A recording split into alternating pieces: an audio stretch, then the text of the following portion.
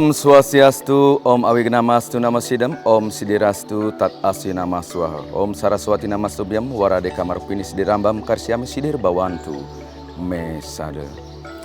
Sahabat Pelita Dharma, dimanapun Anda berada, selamat berjumpa kembali dalam program Pelita Dharma Ditjen Bima Sindu Kementerian Agama Republik Indonesia. Izinkan saya, Imade Wiranadi, pada hari ini menyampaikan pesan Dharma dengan tema pengorbanan dalam perspektif Hindu. Sahabat Pelita Dharma yang berbahagia, ketika kita berbicara tentang pengorbanan, maka pada hakikatnya kita berbicara tentang nilai-nilai yadnya dalam lingkup yang sangat luas atau yang lebih luas. Oleh karena itu, maka kita tidak terlepas daripada pengertian yadnya yang terdapat di dalam Mandala 8, Mantram 4 atau Sukta 40 Mantram 4, di mana dikatakan yadnya itu adalah sebuah pengorbanan. Oleh karena itu, sahabat Pelita Dharma yang berbahagia, ada 4 unsur yang paling utama yang harus kita pahami ketika kita memahami hakikat daripada pengorbanan. Yang pertama, harus ada sreya, yaitu ketulusan. Yang kedua, harus ada budi atau kesadaran. Yang ketiga, harus ada karma atau perbuatan yang harus kita lakukan. Yang keempat, harus ada bakti atau persembahan. Inilah inti daripada pengorbanan atau yadnya yang harus kita laksanakan di dalam kehidupan kita sehari-hari. Berbicara tentang pengorbanan dalam perspektif Hindu, maka pada hakikatnya kita berbicara tentang bagaimana kita melakukan persembahan kepada Tuhan yang Maha Kuasa.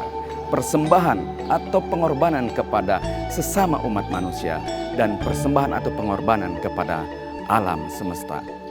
Dalam hal ini, pengorbanan yang paling hakiki dalam pandangan agama Hindu adalah Atmawidanam. Atmawidanam adalah pengorbanan terhadap diri kita sendiri, kepada Tuhan, kepada bangsa, dan negara.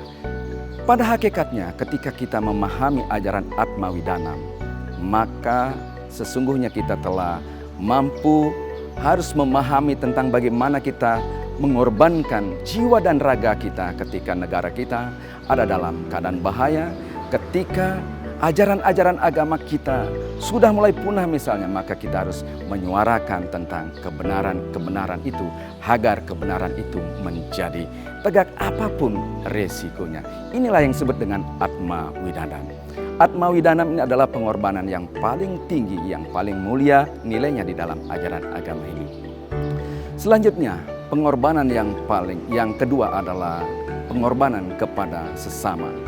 Pada hakikatnya, dalam kehidupan ini kita sebagai manusia tidak bisa hidup sendiri. Oleh karena itu kita masih membutuhkan atau memerlukan pertolongan dari orang lain. Oleh karena itu, hubungan sosial ini harus tetap berlangsung selama kehidupan ini masih ada.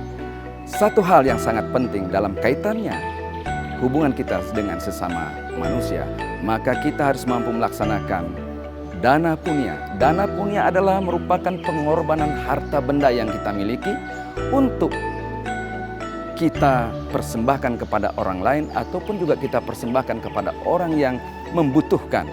Dewasa ini, dana punya ini sangat digalakkan kembali atau digaungkan kembali untuk bagaimana membangun SDM yang ada khususnya di kalangan umat Hindu. Oleh karena itu, dana punya memiliki arti yang penting di dalam menjalani kehidupan kita, di dalam menghayati ajaran-ajaran agama kita. Ketika kita mampu melaksanakan dana punya, maka pada hakikatnya kita telah mampu melaksanakan ajaran-ajaran agama kita.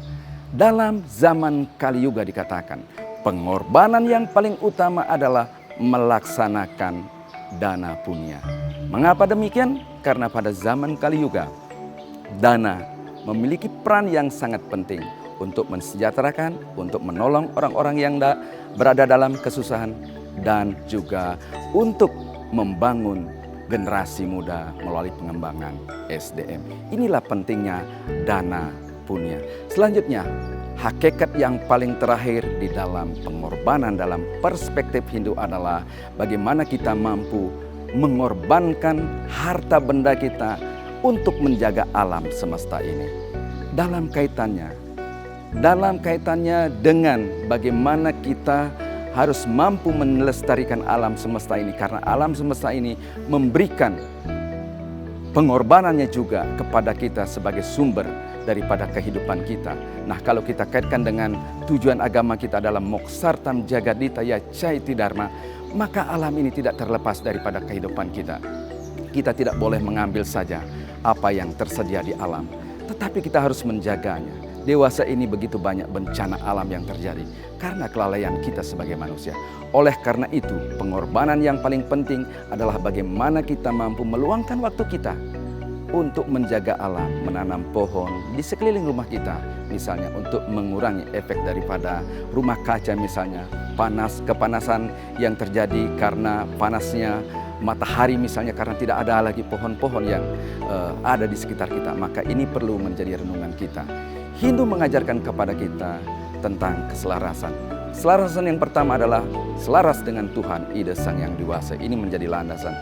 Keselarasan yang kedua adalah keselarasan dengan sesama umat manusia, dan keselarasan yang terakhir adalah keselarasan dengan alam.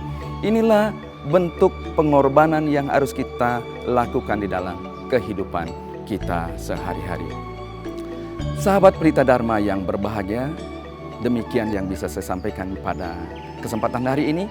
Semoga kita mampu mengimplementasikan yadnya dalam lingkup yang luas, pengorbanan yang hakiki kepada Tuhan, kepada sesama manusia, bakti kepada bangsa dan negara, dan juga kita mampu menjaga alam. Demikian pesan singkat dalam program Pelita Dharma pada hari ini. Terima kasih, sampai jumpa dalam kesempatan yang akan datang. Om Santi, Santi, Santi. Om Suksema.